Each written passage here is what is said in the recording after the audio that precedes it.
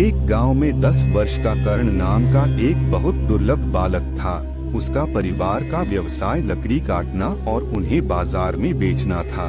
एक दिन कर्ण यमुना नदी के किनारे पर लकड़ी काट रहा था। एक पेड़ की सूखी टहनी यमुना नदी की ओर झुकी हुई थी। कर्ण की खास बात यह थी कि वह कभी भी हरी भरी टहनी को नहीं काटता था। उसने देखा कि जो टहनी यमुना नदी की ओर झुकी हुई है वह बिल्कुल सूखी हुए है। उसने कुल्हाड़ी लेकर उसे काटने के बारे में सोचा। जैसे ही उसने अंतिम परिहार टहनी पर किया, टहनी नदी में गिर गई और कर्ण ने भी उस टहनी को बचाने के लिए यमुना नदी में छलांग लगा दी।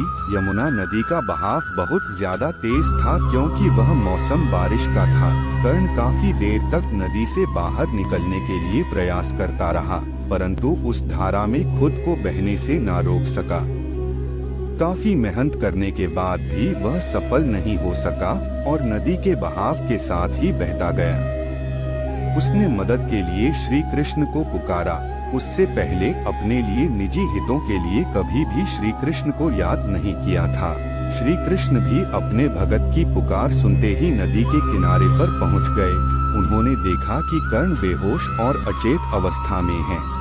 उन्होंने कर्ण को नदी से निकाला, नदी के किनारे पर लिटा दिया।